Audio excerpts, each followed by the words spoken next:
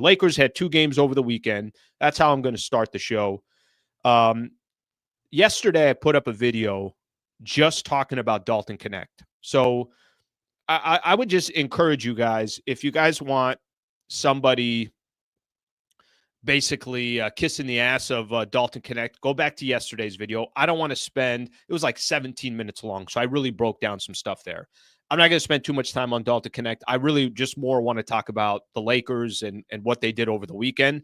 But I do have a video out on Dalton Connect. So 2 wins over the weekend. I thought they had a really, really tough game against the San Antonio Spurs. I thought it was going to be a tough game against the San Antonio Spurs, and it was. I'm going to give San Antonio a ton of credit. I did not know, outside of Victor Wembanyama, how many young, talented players that they have on that team. Very, very impressive team. I think everyone will know, and Laker fans understand this. There's going to be talents. The San Antonio Spurs, they're going to develop players. They're going to run the right system. They're going to put Wembanyama in the right position. A lot of times in that game, I think Lakers are going to lose this game. I actually thought coming in, I thought they'd split the 2 games. I thought they'd lose in San Antonio and win in New Orleans. It didn't happen. Lakers took both games. I don't need to get into the details of what happened in the game against the San Antonio Spurs, but it was AD dropping another 40. It was Austin Reeves. It was Max Christie stepping in, having a really nice game. So it was great to see. They get the win. And then the second of a back-to-back, you got the Pelicans.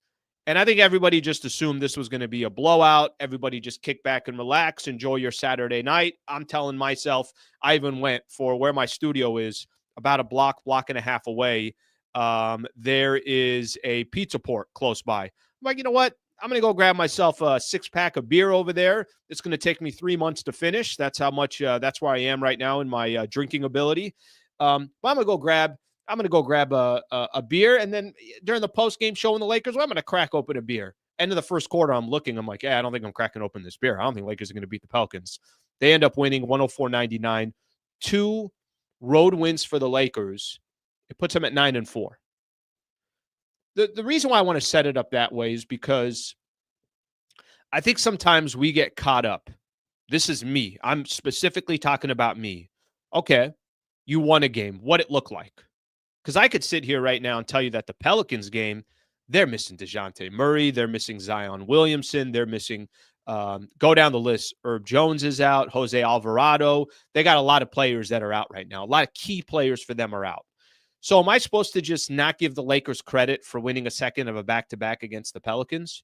Or should I just say, well, they're 9-4. They got another W. Because here's what's going to happen. And this happens in the NBA all the time. All the time in the NBA. Good teams lose to bad teams. That just happens. I know we look at it and we say to ourselves, I can't believe this happened. How the hell did this happen to the Los Angeles Lakers? What the hell are they doing this, that? We do it all the time. But I think what we forget, this shit happens every single night in the NBA. Good teams lose to bad teams. Bad teams come out of nowhere and beat a good team. So I want to give the Lakers credit for what they did over the weekend. I think part of my perspective changed. If you guys remember on Friday, Brian Windhorst was on the show.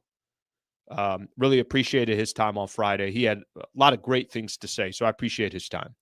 But Windhorst, when I said, hey, I can't figure out, this is before the Lakers won both of the games over the weekend. I can't figure out, is this just an average team that's got a little bit lucky because Ja Morant wasn't in this game and they get a little fortunate that there's been some other players, Joel Embiid, Tyrese Maxey, or is this an above average team? And he said, your record is what your record is, and don't pay attention who's in the game or who's not. And I think what he was trying to say is this. In today's NBA, rarely do all the stars play. And in today's NBA, who cares? Just try to stack up as many wins as you possibly can. And as the season progresses, things were just going to figure itself out. And I think that's the point that Brian Windhorst was trying to make to me. And I think for the Lakers right now, basically what Windhorst was saying is just win the games in front of you and then let everything else figure itself out. The Lakers are going to get better just because Jared Vanderbilt will eventually come back. I know Laker fans are probably so sick of me saying that and sick of other people talking about that as well. But with that being said, eventually when he does come back, this Lakers team will be better because Vando is going to help the Lakers on the defensive side.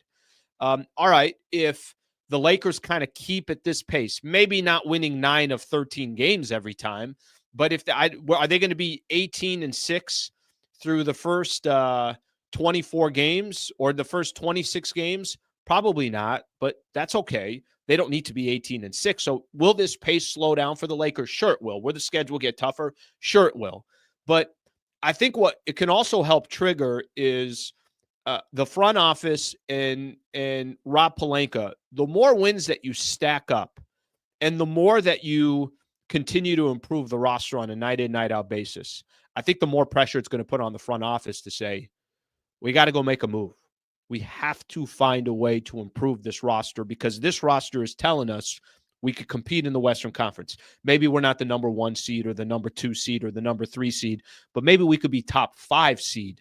And you certainly put yourself in the mix. You obviously want to avoid the playing tournament and everything else. Okay, let me point out another thing here. Yesterday, I was doing the stats. Yesterday, while you guys were hanging out, scratching your ass on a Sunday, watching NFL football, that's not what I was doing. I was going back on all these different basketball reference, and I was trying to look at what was the Lakers' record over the last couple of years through 13 games. What was their record over the last 20 games? So while you're sitting there playing grab ass, watching Steelers and the Ravens or watching the Chiefs and the Buffalo Bills, I was hard at work. All right. Maybe I'm exaggerating a little bit. Didn't take that long, to be honest with you. Lakers start the season out 9-4. Last year, through the first 13 games, Lakers were 7-6. 2 years ago, they were 3-10. 3 years ago, they were 7-6. Okay, through the first 20 games last year, Lakers were 11-9. They were 8-12 2 years ago, and they were 10-10 through the first 20 games 3 years ago. The reason why I'm pointing that out is I have a curiosity of you got 7 games left before your first 20 games are over. And I think if you start the season out 9-4, if you could just go 4-3 in your next 7 games, you're walking in 13-7 through your first 20. That's a solid start. That's a great start for the Lakers, especially, like I said, how much they've struggled in years past with the beginning of the season. So Utah and Orlando are their next 2 games. Come on now. Those are both at home. No Paolo Banchero in the game on Thursday. Talk about winnable games for the Lakers. So you got Utah and Orlando. Then you're home against Denver. Then you go out on the road, Phoenix, San Antonio. Then you're home against OKC, and then one more at Utah. That sums up your first 20 games of the season.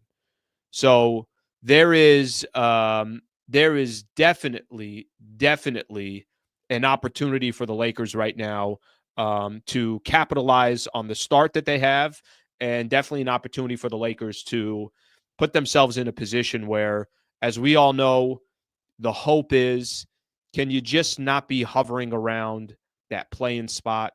Can you just give yourself a little bit of room to breathe by the time the mid-March rolls around? And that's, I think, the hope for the Lakers. Right now in the standings, by the way, Lake Show sitting at 9-4, and they're 4th in the West. So just something to keep in mind from that perspective.